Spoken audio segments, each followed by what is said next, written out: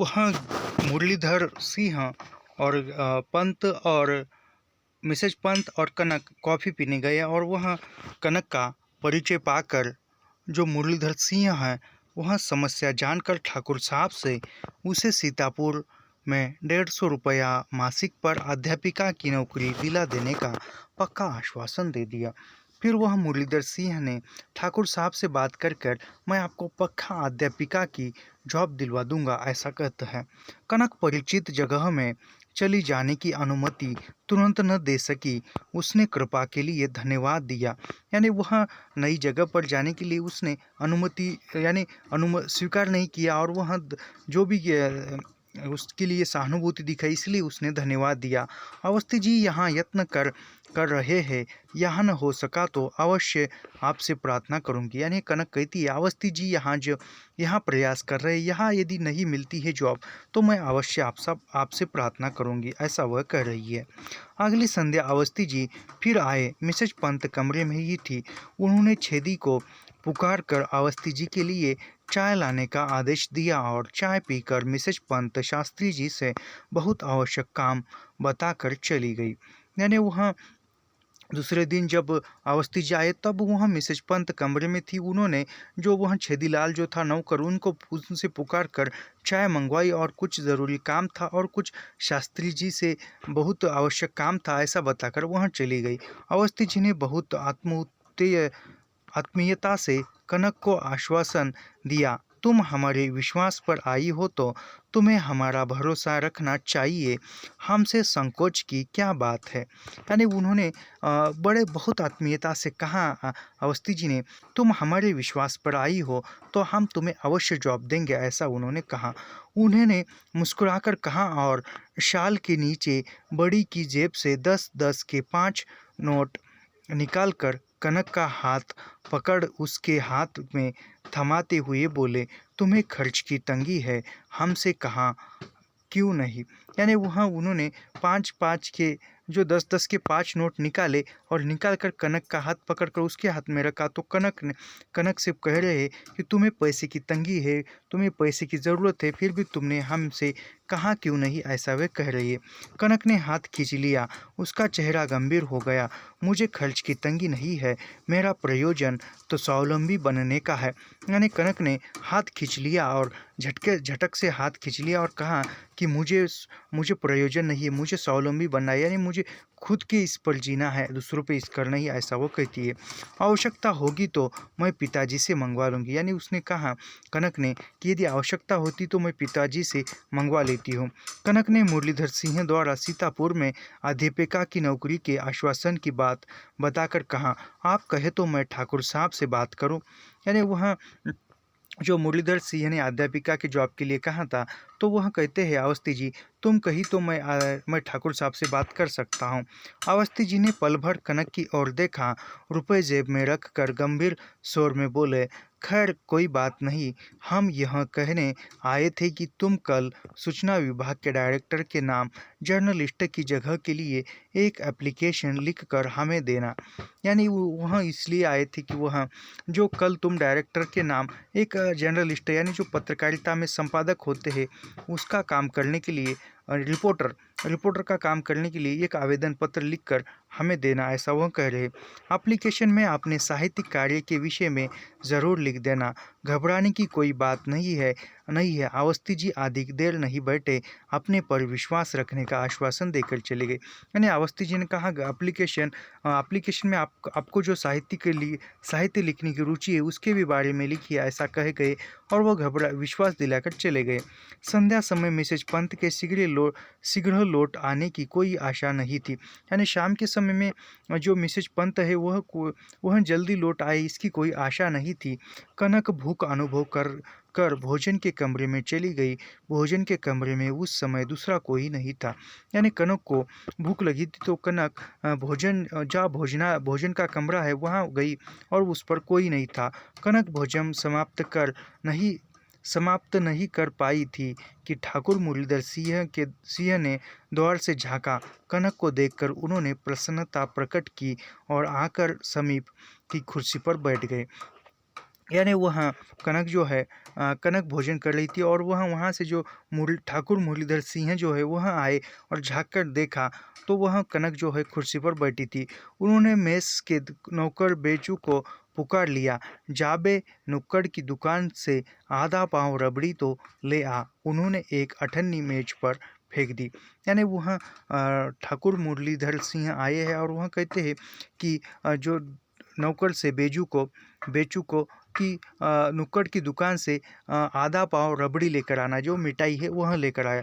और उन्होंने ऐसा कहकर एक अठन्नी जो है मेज पर रख दिया, फेंक दी। मुरलीधर सिंह कनक को समझने लगे, लखनऊ की अपेक्षा सीतापुर में बहुत आराम रहेगा, वहाँ सब कुछ सस्ता है, जलवायु अच्छा है। यानी वह कनक को समझाने लगे, लखनऊ से अच्छा जो सीतापुर है वहाँ पर अच्छा रहेगा और वहाँ का जो माहौल है, वातावरण है अच्छा रहेगा, वहाँ पर चीज़ें भी सस्ती मिलती है, जलवायु यानी वातावरण जो है वह भी अच्छा है। लखनऊ में मकान कहाँ मिलेगा, वहाँ मकान की भी कोई दिक्कत नहीं होगी, आप अपने परिवार को भी बुला सकेगी। यानी वह मुरलीधर सिंह जी कहते हैं कि वहाँ सीतापुर में यदि जाते हो तो वहाँ का माहौल सब कुछ अच्छा है और वहाँ मकान भी जल्दी मिल जाएगा आपको और आपके परिवार वालों को भी आप वहाँ बुला सकती है, ऐसा वह कहते हैं। रबड़ी आ जाने पर मुरलीधर सिंह ने दोना कनक के सामने रख दिया। कनक ने अनिच्छा प्रकट की, इनकार में सिर हिलाया, पर वे न माने, जैसे उनका यह आत्मीयता का अधिकार हो। यानी वह रबड़ी आने के बाद कनक को दी और कनक वह लेना नहीं चाहती थी, उसकी इच्छा नहीं थी, फिर भी वह आत्मीय अधिकार के जरिए दे रहे ऐसा उसको लगा। कनक भोजन के बाद दाम उसी समय देती थी, यानी कनक भोजन होने के तुरंत बाद उसका जो भी पैसे है, जो भी मूल्य है वह तुरंत देती थी। उसने अपने बटुए से 2 रुपये का नोट मेज पर रख दिया। ठाकुर मुरलीधर सिंह ने बेचू को दाम लेने से मना करके अपना ही हिसाब में लिख देने के लिए आदेश दिया। यानी ठाकुर ने जो बेचू जो नौकर है उसको कहा कि मैडम कनक से पैसे मत लीजिए और वह अपने हिसाब में यानी उनके हिसाब में लिख दिया, ऐसा कहा था। कनक ने बेचू से अपने नोट की वापसी मांगी, यानी कनक ने बेचू से अपनी जो नोट था उसकी वापसी मांगी। मुरलीधर सिंह ने नोट उठाकर कनक के बटुए में डाल देना चाहा। दरवाजे में गिरजा भाभी दिखाई दे गई। यानी वह जो मुरलीधर सिंह हैं वह नोट उठाकर कनक के बटुए में डालना चाहा, तब से वह दरवाजे में जो गिरजा भाभी है वह आ जाती है। गिरजा भाभी वे बोल उठी, क्यों, क्या है, क्या झगड़ा है। यानी वहाँ इनकी चर्चा चल रही, इनकी बात चल रही, तभी वहाँ गिरजा भाभी आती है और कहती है कि कौन है, क्या बात है, क्यों झगड़ा कर रहे हो। ठाकुर मुरलीधर सहम कर पीछे हट गए और फिर हंस बोले, देखिए भाभी जी, यह हम लोगों की महमान है, भोजन के दाम लेने की जिद इनकी ज़्यादा जायती है या नहीं।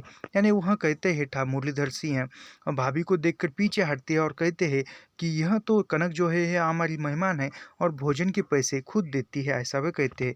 मैं तो रोज़ देती हूँ, मेहमानी एक आध दिन की होती है, कनक ने कह दिया और नोट बेचू की ओर खिसका दिया। यानी कनक कहती है कि मैं तो रोज़ आती हूँ, रोज़ खाना खाती हूँ, रोज़ भोजन करती हूँ और मेहमान नवाजी जो है वह एक दिन की होती है, ऐसा कहा और उसने जो बेचू नौकर है उसके हाथ में नोट दे दिया। बड़ी जिद्दी है, पर भाभी जी यह मुनासिब तो नहीं है। मुरलीधर सिंह गिरजा भाभी की और मुस्कान में दांत दिखा रहे थे, यानी वह हंसकर कह रहे थे यह तो मुनासिब है, यानी यह तो मेहमान नवाजी में बाधा उत्पन्न करेगा, ऐसा वे कह रहे हैं। चेंज फिर से लूँगी कहकर कनक भी जा रही थी। यानी कनक ने नौकर से कहा, बेचू से, कि जो भी वापस पैसे आने वाले हैं वहाँ फिर लूँगी, ऐसा वह कहा। ए लड़की, ज़रा ठहरो, 1 मिनट बैठो। गिरजा भाभी ने नुक्ते से दुरुस्त उर्दू के लफ्ज़ में चर्बी भरे गले से हुक्म सा दिया। यानी वह गिरजा भाभी जो है वह दिखने में थोड़ी मोटी है, थोड़ी मोटे शरीर की है, तो वह कहती है उर्दू में कि ज़रा रुको, ऐसा वह कहती है। गिरजा भाभी का कुर्सी में भर कर आने वाला शरीर, उनकी मुद्रा, खूब गोरा रंग और ढंग ऐसा था कि सब उनका आदर करते हैं। यानी वह उसका बड़ा सा शरीर था, मोटा सा था, तो वह पूरे शरीर में बैठ गया था और वह बैठने के बाद एक गोरा रंग था और वह सब कुछ वहाँ का उसका रवैया देखकर ऐसा लग रहा था सभी लोग इसका आदर करते हैं, इसकी बात सुनते हैं। अधिकांश लोग उन्हें गिरिजा भाभी और कुछ मम्मी भी पुकारते थे। वे उत्तर प्रदेश कांग्रेस की बहुत पुरानी कार्यकर्ता और प्रसिद्ध प्रतिष्ठित परिवार की थी। यानी वो उत्तर प्रदेश में जो कांग्रेसी था, कांग्रेस पक्ष था या कांग्रेस कमेटी थी, उसकी वह कार्यकर्ता थी, उसकी वह नेता थी। इसलिए उनको सभी लोग जानते थे, सभी उसकी इज्जत करते थे, मान सम्मान देते थे। तो उसको कोई भाभी कहता था या कोई मम्मी कहता था। कनक गिरजा भाभी के समीप की कुर्सी पर बैठ गई। फिर कनक भी उसके कुर्सी पर बैठ गई। तुम्हें हम यहाँ कई दिन से देख रही हैं। तुम उसी नैनीताल वाली, क्या कहते हैं, मिसेज पंत के कमरे में हो ना? यानी वह कहती है गिरजा भाभी, मैं तुम्हें यहाँ कई दिनों से देख रही हूँ और तुम नैनीताल से आई हो और तुम मिसेज पंत के कमरे में रुकती हो, वही हो ना? तो वहाँ ऐसा पूछती है, क्या करती हो तुम? पंजाबी रिफ्यूजी हो? गिरजा भाभी के खूब गोरे मांस की मोटी तरह से जमे माथे पर त्योरियों के चिन्ह पड़ गए, जैसे अप्रसन्न हो। यानी वह सब कुछ ऐसे पूछ रही हो, कुछ पूछते पूछते वह कह रही है कि क्या करती हो, कि तुम पंजाबी रिफ्यूजी हो क्या, ऐसा, यानी पंजाबी की हो क्या, पंजाब की हो क्या, ऐसा पूछते पूछते उसकी सांस यानी सांस फूलने लगी, मोटी हो गई और कुछ त्योरियों के चिन्ह भी अप्रसन्न यानी कुछ अप्रसन्नता से वहाँ बोल रही है। कनक कुछ शक पकाई संक्षेप में अपना परिचय अवस्थी जी और मिसेज पंत से परिचय होने और लखनऊ आने का प्रयोजन बताकर चिंता भी प्रकट की। यानी उसने संक्षेप में अपना परिचय और कनक जो आई है अवस्थी और पंत जो है उसके परिचय से आई है, ऐसा वह कहा। 8 दिन हो गए, कल कल दरखास्त देने को कहा था, मैं दे दी है। यानी वह कनक कहती कि यहाँ आकर 8 दिन हुए और कल आवेदन पत्र देने के लिए कहा था और मैंने दे दिया है। इन्हें नौकरी दिलानी थी तो तुम्हारी दरख्वास्त मंगा लेते, या क्या कहते हैं कि जवान लड़की को घर बार से छुड़ा कर बेमतलब बुला लेना चाहिए था। गिरजा भाभी की भवें उठकर माथे की शिकन और गहरी हो गई।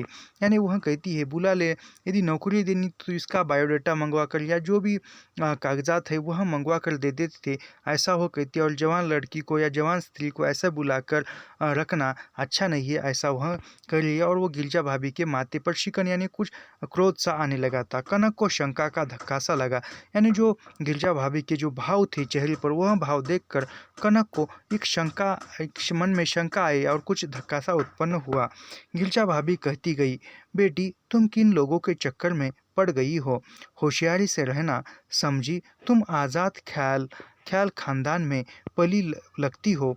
यह सब लोग ही निहायत कमीने हैं।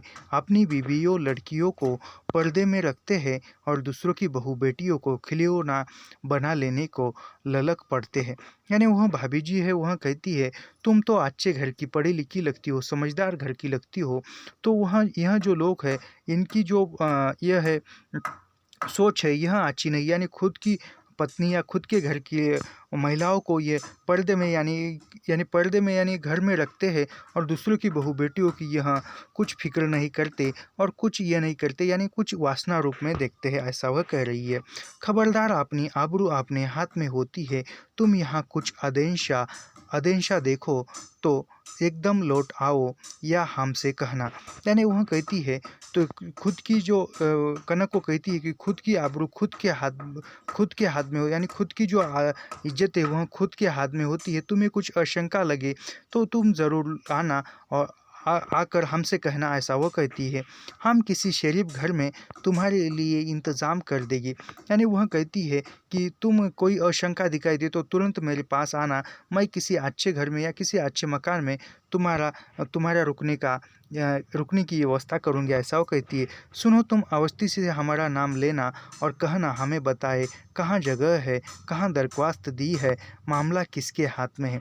यानी वह कहती है कि अवस्थी जी से हमें मिलने के लिए कहना और कहना कि कहाँ दरख्वास्त की है, कहाँ जॉब दिलाने वाले हैं, ऐसा वो कहते हैं।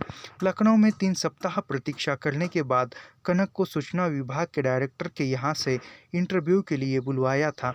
यानी तीन सप्ताह उन्होंने कनक ने लखनऊ में प्रतीक्षा की और फिर वह डायरेक्टर विभाग से वो इंटरव्यू के लिए, साक्षात्कार के लिए बुलावा आया था। डायरेक्टर के चपरासी ने कनक को इंटरव्यू से पूर्व प्रतीक्षा के लिए जिस कमरे में जगह दिखाई, वहाँ दो युवक पहले से कुर्सियों पर बैठे बातचीत कर रहे थे।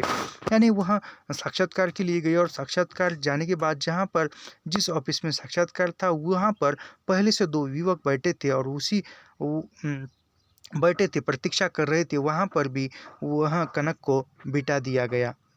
कनक को देखकर दोनों ने खड़े होकर युवती के प्रति आदर प्रकट किया। एक युवक दुबला पतला छोटे कद का, सांवले चेहरे पर कुछ बड़ा चश्मा लगाए, सफ़ेद गांधी टोपी और कत्थई अचकन पहने था। यानी वहाँ पर दो लड़के जो थे वह पहले ही साक्षात्कार के लिए आए थे और फिर कनक गई तो कनक का उन्होंने आदर किया और आदर प्रकट करने के लिए वह खड़े हुए। और वहाँ कर जो दो थे, दुबला पतला, एक का जो शरीर था एक युवक का वह दुबला पतला था और एक ऊंचाई में छोटा सा कद था, सांवले रंग का था और आंखों पर चश्मा था, गांधी टोपी पहनी हुई थी और कुछ आचकन कोट पहने हुआ था। दूसरा अच्छे डील का खाकी फौजी ढंग की बू शर्ट और पतलून पहने था। यानी दूसरा भी था, वह एक अच्छा खासा लग रहा था। उसके गेहुआ रंग के मूछ दाढ़ी, सफ़ा शर्ट, चेहरे पर विभिन्न सी गंभीरता थी और भूरी सी आंखों में पैनापन था। यानी वह उसकी भूरी आंखें थी, यह गेहुआ रंग था। बहन जी, आप भी इंटरव्यू के लिए आई है? कनक ने कुर्सी पर बैठ जाने पर आचकन पहने युवक ने उसकी ओर झुककर पूछा। यानी जिस युवक ने आचकन पहनी थी उसने कनक से पूछा कि बहन जी, क्या आप भी इंटरव्यू के लिए, आप भी साक्षात्कार के लिए आई हो क्या? ऐसा आदर से पूछा। जी हाँ, कनक ने उत्तर दिया। कनक ने भी आदरपूर्वक उत्तर दिया कि जी हाँ, मैं भी इंटरव्यू के लिए साक्षात्कार के लिए आई हूँ। हिंदी की पोस्ट के लिए या उर्दू की? यानी यहाँ हिंदी की पोस्ट के लिए या उर्दू के पोस्ट के लिए, ऐसा वह उस युवक ने पूछा। उर्दू का अभ्यास अधिक है, हिंदी भी जानती हूँ। कनक ने कहा कि मुझे उर्दू का अभ्यास जो है वह अधिक है, लेकिन मैं हिंदी भी जानती हूँ, ऐसा वह कहने लगी। आपने अप्लाई तो उर्दू पोस्ट के लिए ही किया होगा। युवक ने पान की रंगत लिए दांत निकाल कर जिज्ञासा की। यानी युवक ने जो एक हंसकर, यानी जो पान खाता था उसकी लालिमा दिखाकर हंसने के बाद वह लालिमा दिखाए और फिर कहा कि आपने उर्दू के पोस्ट के लिए ही अप्लाई किया होगा। दूसरा युवक मौन कनक की ओर देख रहा था। यानी दूसरा जो युवक था वह स्तब्ध था, कुछ बोल नहीं रहा था। वह स्तब्ध होकर मौन भरे आंखों से वह कनक की ओर देख रहा था। कनक ने गर्दन झुकाकर स्वीकार किया कि उर्दू के लिए ही अप्लाई किया है, आवेदन किया है। आचकन पहने युवक ने कुर्सी से खड़े होकर सीने से आचकन के शिकन खींचते हुए अपना परिचय सेवक को शिव प्रसाद तिवारी अशोक कहते हैं। यानी वहाँ दूसरा जो युवक था उसने परिचय दिया। फ्रीलांस जर्नलिज्म करता हूँ, कविता भी लिखता हूँ, प्राय ही कवि सम्मेलन में जाना होता है। श्री गिल पंजाबी है। आलोक ने खाकी कपड़े पहने युवक की ओर संकेत कर दिया। यानी वह कहता है मैं भी फ्रीलांस में जर्नलिज्म का काम करता हूँ और कविता साहित्य भी लिखता हूँ, ऐसा वह कहता है, और मंचों पर भी कविता पढ़ता हूँ। युवक मौन रहा। उसने सिर झुका कनक की नमस्ते उत्तर दे दिया। दूसरा जो युवक है वह सिर झुका कर रहा और एक इशारों में ही उसने नमस्ते का उत्तर दे दिया। आलोक ने कलाई पर घड़ी देखकर माथे पर बड़ा सा टीका लगाए अर्दली को संबोधन किया। क्यों पंडित, क्या ख्याल है? साहब 11 तक ही आएंगे। यानी वह दूसरा जो युवक है वह कुछ समय को देखकर कहता है कि क्या साहब जो है कितनी बजे तक आएंगे? क्या 11 बजे तक? यही 11 साढ़े 11 तक आ जाते हैं। अर्दली ने जीभ तले दबा तंबाकू घुमाते हुए उत्तर दिया। यानी वह तंबाकू खा रहा है। अर्दली जो नौकर है वह उसने जो मुंह के अंदर का तंबाकू है वह घुमाते हुए जीभ से कहा कि 11 साढ़े 11 बजे तक साहब आते हैं। शुक्ल जी तो आ गए होंगे। जो दूसरा जो साहब है उसका नाम शुक्ल जी है, वह कहता है कि शुक्ल जी तो आए होंगे। आलोक ने अर्दली से स्वीकृति का संकेत पाकर कहा, हम 2 मिनट शुक्ल जी के यहाँ हो ले, साहब जल्दी आ जाए तो हमें खबर कर देना। यानी वह कहता है कि मैं जो शुक्ल जी साहब है उनके उनसे मिलकर आता हूँ, साहब यदि आए तो हमको बुला लेना, ऐसा वो कहता है। आर्दली का समर्थन पाकर आलोक जी बाहर चले गए, यानी आलोक जो है वह बाहर चला गया। कनक गोद में रखे बटुए को दोनों हाथों से दबाए शून्य दीवार की ओर देख रही थी। यानी कनक जो है अपना जो भी पर्स है, जो भी बटुआ है, वह दोनों हाथ से लिए, दोनों हाथ में लेकर बैठी है और वह दीवार की तरफ एक शून्य में देख रही है। आप शून्य यानी एक टक देखना। आप शायद लाहौर में रहती थी? जी हाँ, कनक ने खाकी कपड़े पहने युवक की ओर घूमकर उत्तर दिया।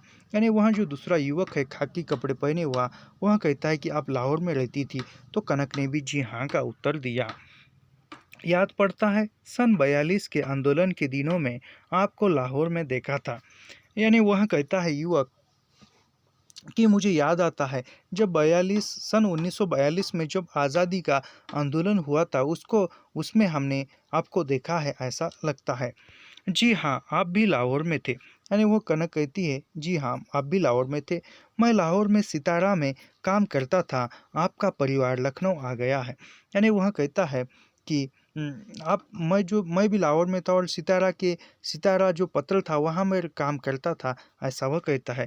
पिताजी और माँ बहन तो दिल्ली में हो गए हैं, हो दिल्ली में ही है, अभी मैं ही आई हूँ। यानी कनक कहती है कि मेरे पिताजी बहन माँ जो है वहाँ दिल्ली में है और मैं ही आई हूँ, ऐसा वो कहती है।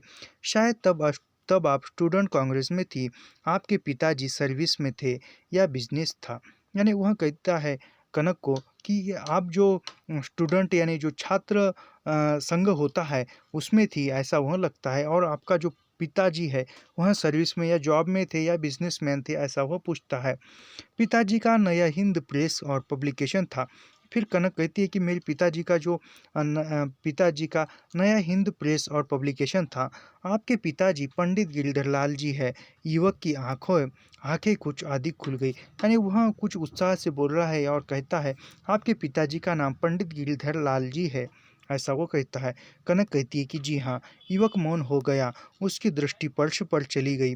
कनक ने भी आंखें फेर ली। वह उदास युवक समय काटने के लिए लाहौर के नाते कुछ बात करता तो कनक को अच्छा लगता। यानी कनक युवक जो है वह मौन रहने से अच्छा है कि फर्श पर देख रहा था और वो लाहौर की बातें बता रहा था, तो उसकी बातें सुनने में कनक को भी एक अच्छा लग रहा था, एक अपनापन आ रहा था। क्षमा कीजिए, कनक ने अंग्रेजी में युवक का स्वर सुनकर उसकी ओर देखा। यानी वह कनक कहती कि क्षमा कीजिए कहकर उसकी ओर देखा। आप क्या दिल्ली से इसी नौकरी की आशा में आई है? फिर युवक कहता है कि क्या आप सिर्फ इसी नौकरी के लिए दिल्ली से आई है? कनक ने गर्दन झुकाकर हामी भरी और पूछ लिया, आप लखनऊ में ही रहते हैं? यानी वह कहता है क्या तुम इसी जॉब के लिए दिल्ली से आई हो? तो वह कनक कनक कहती है गर्दन झुकाकर, हाँ मैं इसी जॉब के लिए आई हूँ, ऐसी हामी भरती है और कहती है क्या आप लखनऊ में भी रहते हैं, यहीं पर रहते हैं क्या? युवक ने उत्तर देने के लिए कनक की ओर देखा, हाँ, और कुछ झिझक झिझक क्या पंडित जी बहुत कठिनाई में है? यानी वह कहता है जी हाँ मैं यहीं पर रहता हूँ, ऐसा कहता है। और फिर कनक से पूछता है क्या पंडित जी यानी तुम्हारे पिताजी जो है वह कठिनाई में है क्या? यानी वह तो अच्छे खासे है, पैसे वाले है, और फिर तुम्हें जॉब की क्या आवश्यकता है, ऐसा उसका पूछने का अर्थ है। सभी लोगों की ऐसी ही हालत है, हमारा प्रेस मकान सभी कुछ लाहौर में रह गया है, रहने के लिए दिल्ली में खंडहर जैसा मकान मिला है।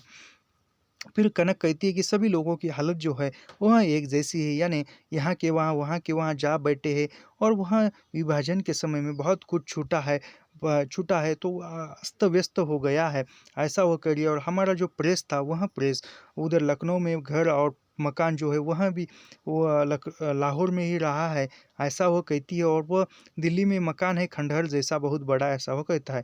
युवक कुछ देर मौन रहकर फिर बोला, कनक ने देखा वह आंखें झुकाए था, मैं भी उर्दू जर्नलिस्ट की जगह के लिए उम्मीदवारी में आया था, पर गुजारे के लिए एक इंग्लिश डेली में प्रूफ रीडर का जॉब मेरे पास है। यानी वह युवक कहता है कि मैं भी उर्दू का जर्नलिस्ट के लिए ही वो आया था यहाँ पर इंटरव्यू देने के लिए, साक्षात्कार देने के लिए, लेकिन फ़िलहाल मेरे पास तो इंग्लिश इंग्लिश डेली में जो प्रूफ रीडिंग यानी जो प्रूफ रीडिंग का काम है वहाँ तो जॉब मेरे पास पहले से है, ऐसा वो कहता है। दोनों चुप रहकर आंखें झुका ली, यानी फिर दोनों भी चुप रहे और दोनों ने आंखें झुका ली।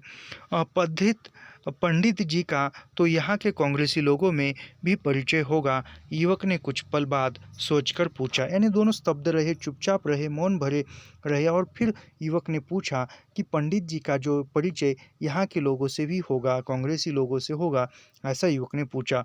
फिर कनक बोल रही है, विशेष तो नहीं है, कनक ने उत्तर दिया। फिर कनक ने भी एक उत्तर दिया कि ज़्यादा नहीं है, विशेष तो नहीं है, यानी ज़्यादा कुछ नहीं है। आलोक तेज कदम रखते हुए आस आकर बोले, डायरेक्टर साहब कमरे में आ गए हैं। यानी आलोक जो है वह तेज कदमों से आया और बोला कि डायरेक्टर साहब जो है वह आ गए हैं, आपके लिए तो कुछ सिफारिशें भी होंगी, युवक ने कनक से पूछ लिया। पार्लियामेंट्री सेक्रेटरी अवस्थी जी ने विश्वास तो दिलाया है, कनक ने स्वीकार किया। फिर वह दूसरा जो युवक है वह बोल रहा है कनक को कि आपके लिए कोई सिफारिशें भी होगी। तो फिर कनक कहती है कि पार्लियामेंट में जो अवस्थी जी है उनसे उन्होंने विश्वास दिलाया है, ऐसा वह कहती है। तब क्या है, निश्चय समझिए, आलोक जी ने बोल उठे। यानी वह आलोक कहता है तो निश्चय ही आपका जॉब पक्का है, ऐसा वह कहता है। देखिए पहले किसकी पेशी होती है, आलोक ने मजाक पर हंस दिए। यानी वह आलोक जो है वह मजाक करते हुए हंसता है। देखते ही पहले किसको साक्षात्कार के लिए बुलाया जाता है। भाई सब लोग इंटरव्यू समाप्त हो जाने की प्रतीक्षा करें, बाद में सब लोग चलकर कॉफ़ी हाउस में एक साथ कॉफ़ी पिएंगे, आलोक जी ने आग्रह किया। यानी आलोक जी कहता है कि इंटरव्यू हो जाने यदि इंटरव्यू हो जाने के बाद सब लोग रुकिए, सब लोग हम जो 3 जन हैं वहाँ बाहर कॉफ़ी शॉप में जाकर कॉफ़ी पिएंगे, बातें करेंगे, ऐसा आलोक जी कह रहे हैं और सभी से आग्रह किया। चपरासी घंटी सुनकर कमरे के भीतर गया और लौटकर उसने पुकारा, पीएस गिल साहब।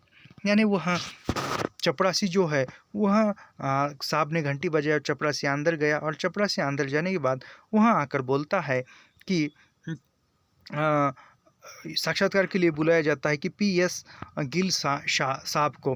गिल कुर्सी से उठा नहीं, उसने कह दिया हम इंटरव्यू नहीं देंगे। यानी गिल जो है वह कुर्सी से उठा नहीं, वह उसको साक्षात्कार के लिए बुलाया जा रहा है, फिर भी वह कुर्सी से उठा नहीं और कहते हैं कि हम इंटरव्यू नहीं देंगे।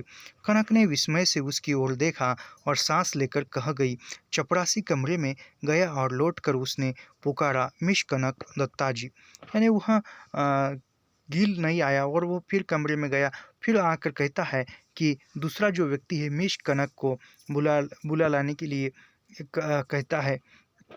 कनक डायरेक्टर साहब के प्रश्नों का उत्तर देकर लौट आई। आलोक जी ने भीतर बुलाए जाने से पूर्व फिर अनुरोध किया, आप दोनों हमारी प्रतीक्षा कीजिएगा, हम दोनों को कुलीग सहकर्मी बनना है, यही 5-7 मिनट हमें भी मिलेंगे।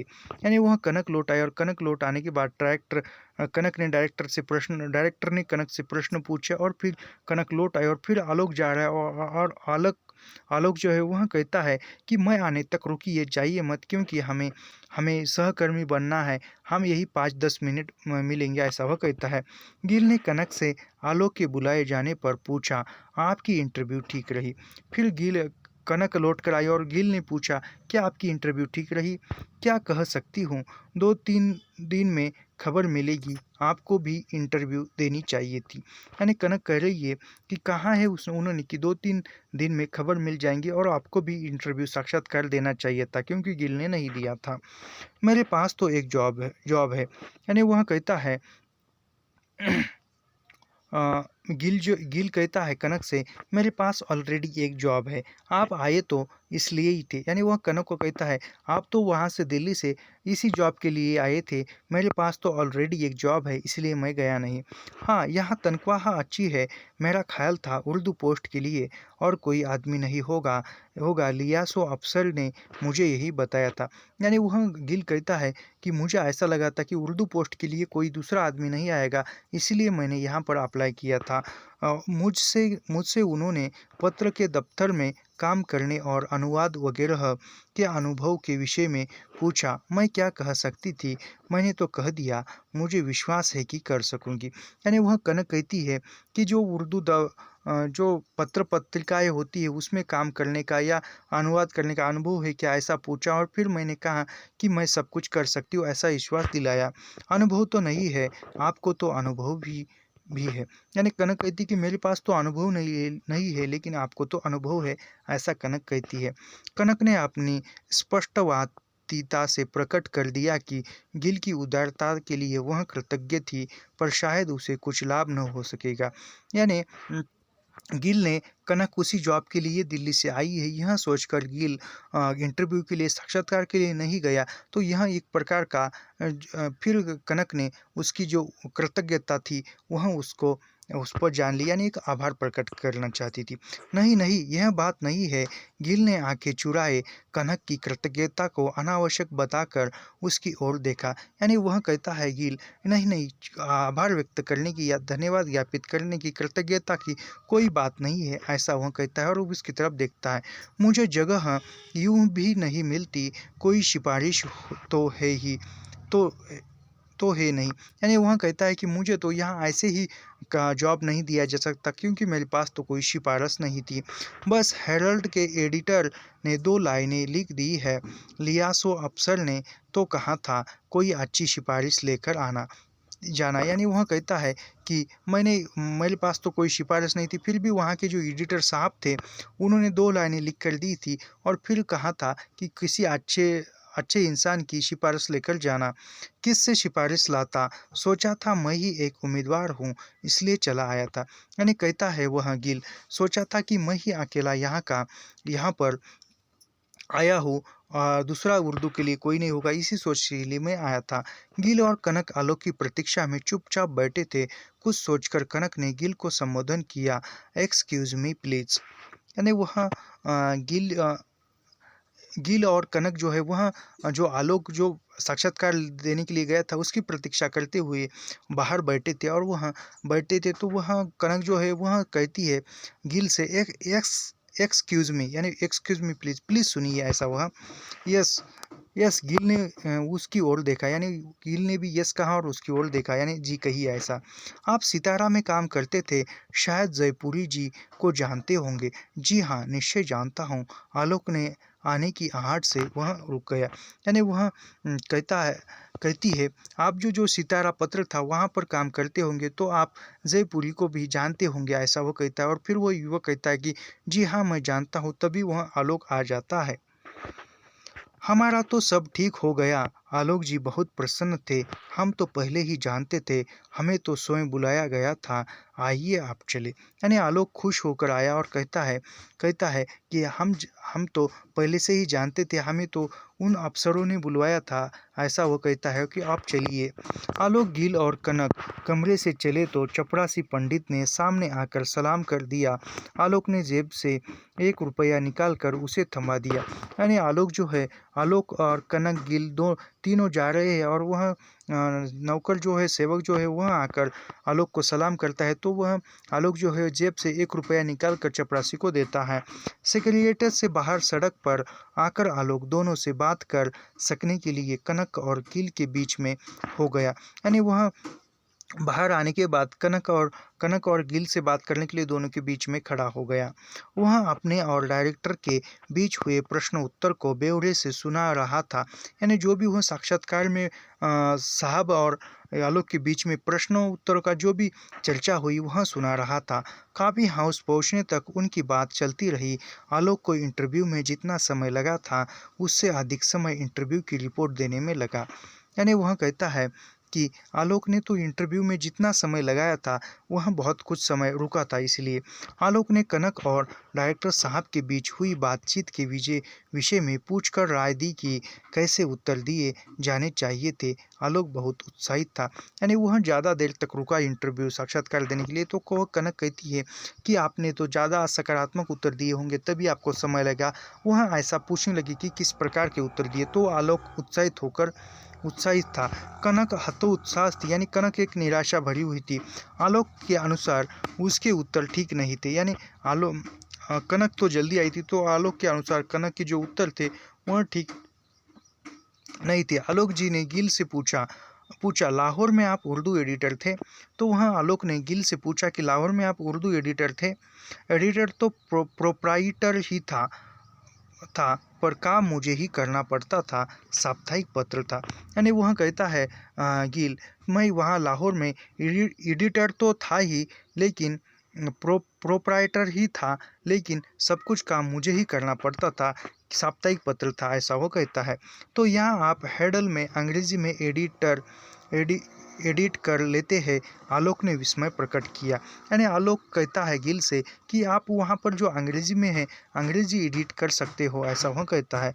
अवसर हो तो कुछ कर ही सकता हूँ, अभी अभी तो प्रूफ रीडर की ही जगह मिल सकी है। यानी वह कहता है यदि अवसर मिलता तो मैं करूँगा, लेकिन अभी तो मुझे सिर्फ यहाँ पर प्रूफ रीडिंग की ही जगह मिली है। प्रूफ रीडिंग उसके लिए क्या मिल जाता होगा? कुछ भी नहीं। यानी वह कहता है कि प्रूफ रीडिंग के लिए तो ज़्यादा तनख्वाह नहीं होगी, ऐसा वह कहता है। आखिर तो 80 है, 80 रुपये है। यानी वह कहता है कि मुझे तो अभी 80 रुपये तनख्वाह है, ऐसा वो कहता है। कनक की दृष्टि गिल के चेहरे की ओर उठ गई। इस जॉब में तो आपको उससे 30 गुना मिल जाता। आलोक ने कहा, आपका तो सर्जेंट था, आपने इंटरव्यू मिस कर दिया, गलती की। यानी आलोक गिल को कहता है कि आपको तो अनुभव था, सब कुछ था, आपने इंटरव्यू नहीं दिया, साक्षात्कार नहीं दिया, आपने गलती की। इस बार कनक गिल की ओर आंख न उठा सकी। आलोक ने गिल को गंभीरता से परामर्श दिया, भविष्य में सूचना विभाग में जर्नलिस्ट के लिए स्थान होने पर उसे अवश्य यत्न करना चाहिए। यानी वह कहता है कि भविष्य में यदि सूचना विभाग में जर्नलिस्ट की विज्ञापन निकलेगा, जगह निकलेगी, तो उसको वहाँ जॉब के लिए प्रयत्न करना चाहिए। आश्वासन भी दिया कि वह वहाँ होगा ही और ज़रूर सहायता करेगा। यानी वह कहता है कि आलोक कहता है कि मैं भी वहाँ पर सूचना विभाग में होऊंगा और आपकी ज़रूर सहायता करूँगा। काफ़ी पीते समय आलोक ने कनक को हिंदी का अभ्यास बढ़ाने का परामर्श दिया। आप तो समझ लीजिए हिंदी ही राष्ट्रभाषा है, अंग्रेजी उर्दू को कौन पूछेगा। यानी आलोक कहता है कॉफ़ी पीते पीते कि कनक को कहता है कि आप हिंदी भाषा का आप अभ्यास ज़्यादा बढ़ाइए, आप अंग्रेजी और उर्दू जो है वह इसको कोई नहीं पूछेगा, ऐसा वह कहता है। कनक को रचनाएं हिंदी पत्र पत्रिकाओं में छपवा सकने का विश्वास दिलाकर पूछा, आप कविता भी लिखती है? यानी आलोक कहता है कि हिंदी पत्र पत्रिकाओं में कविताएं छपने के लिए विश्वास दिलाया और कहता है कि आप कविता भी लिखती है। कनक ने इनकार कर दिया। आलोक ने अपनी 2 छोटी छोटी कविताएं परिवर्तन का गर्जन और अपरिचितता सुना दी। यानी वह आलोक जो है वह कवि था, वह तो उत्साहित था और वह उत्साहित होकर उसने परिवर्तन का गर्जन और अपरिचितता सुना 2 कविता सुना दी।